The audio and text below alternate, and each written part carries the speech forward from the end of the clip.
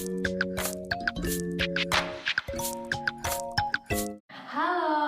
Assalamualaikum warahmatullahi wabarakatuh. Bertemu lagi dengan kita di sini dengan peran yang berbeda.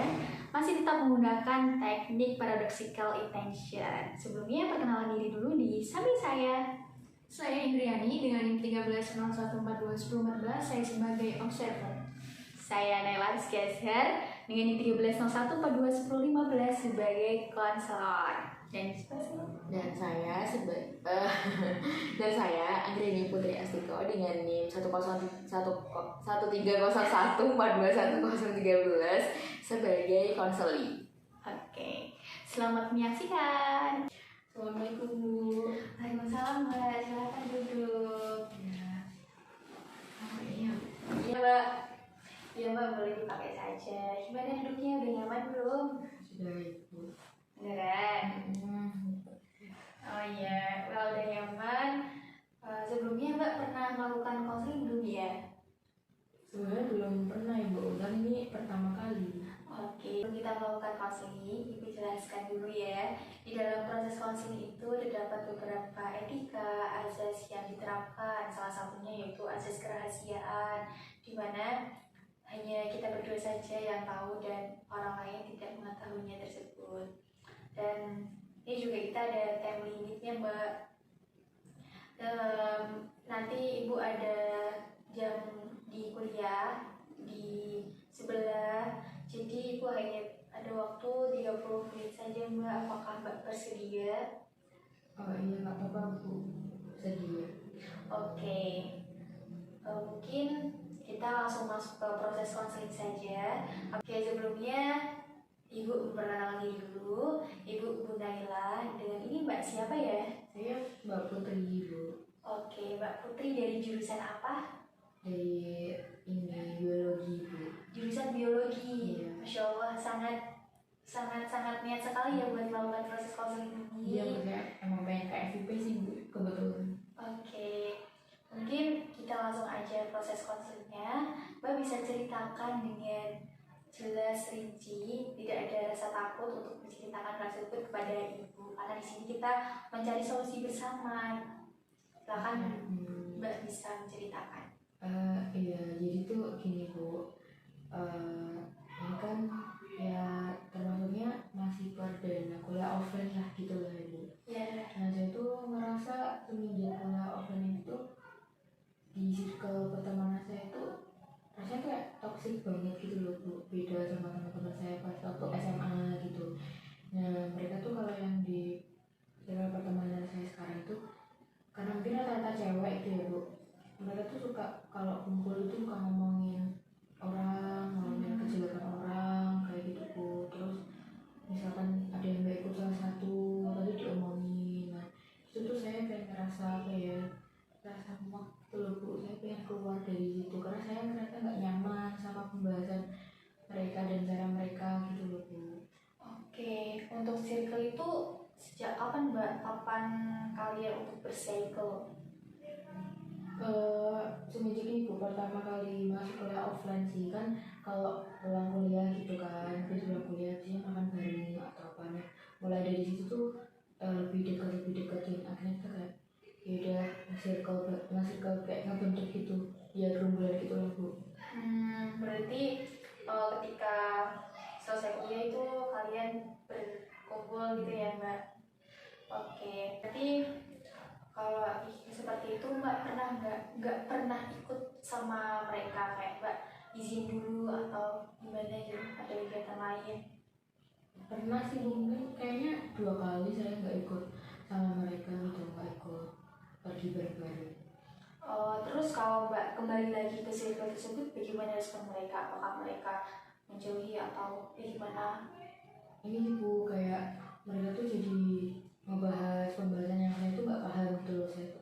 Saya tuh nggak paham mereka tuh ngebahas apa gitu, dan saya tuh merasa kayak gak diajak ngobrol juga, kayak apa ya Bu, ya itulah nggak dipeduliin gitu. Terus juga memang pembahasannya tuh yang saya nggak tahu dan saya nggak paham, jadi di situ saya merasa nggak dianggap.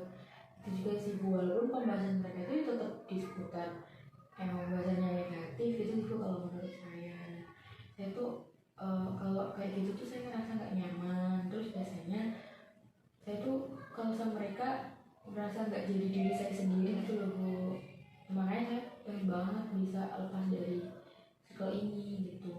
Oke, berarti Ibu dapat simpulkan ya kalau Mbak itu ingin keluar dari circle tersebut, tapi masih belum yakin sepenuhnya.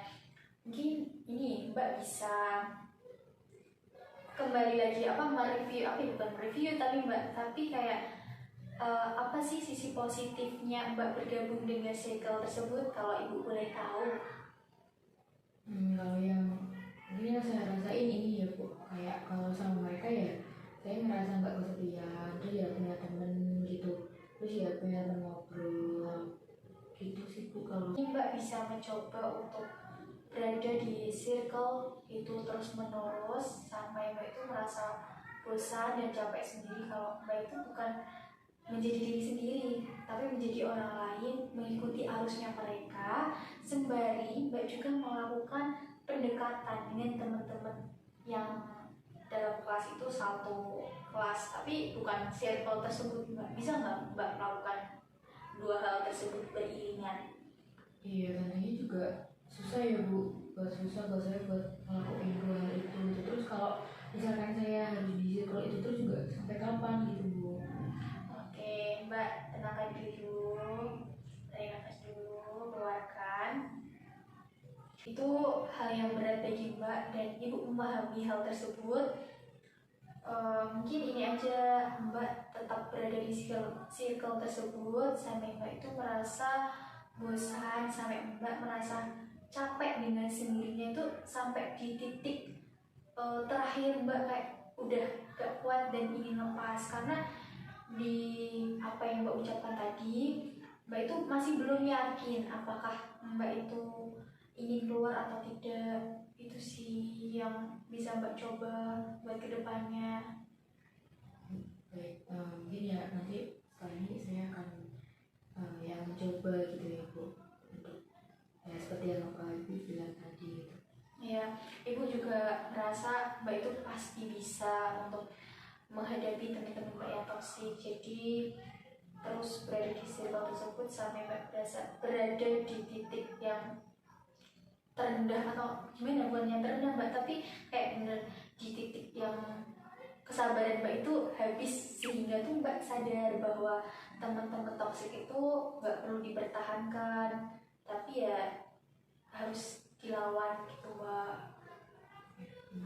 Ya saya udah paham sih Bu. Terima kasih ya Bu untuk ya apa yang tadi Ibu sampaikan tadi seperti itu. Mungkin setelah ini saya akan mencoba seperti itu Bu. Oke Mbak, semangat ya Mbak. Ibu tahu jurusan biologi itu seperti itu, tapi semoga Mbak juga mendapatkan teman baik nanti di pertemanan yang lain. Iya sih Bu, saya juga awalnya sih Bu kayak pengen mencoba berteman sama teman-teman yang beda jurusan gitu atau beda fakultas. Pengen punya relasi baik juga.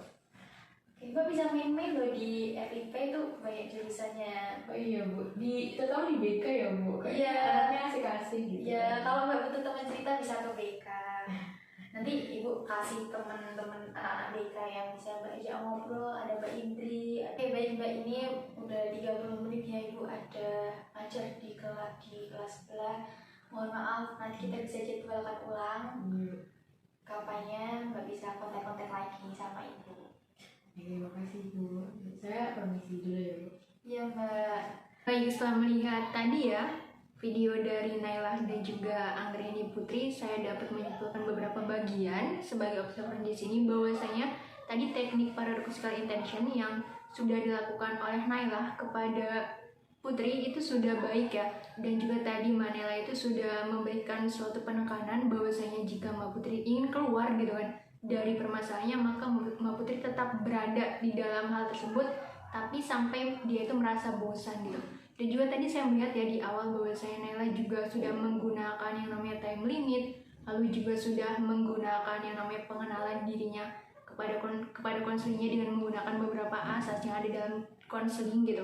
Dan juga tadi di bagian pertengahan itu ada summary bagian yang tadi saya melihat dan mendengar juga, lalu juga ada determination ya, itu juga menurut saya sudah baik ya. Dan overall untuk konselingnya itu menurut saya sudah yang bisa dipraktekkan gitu dengan baik, dan hal itu bisa Nailah implementasikan ya pada saat nanti menjadi konselor.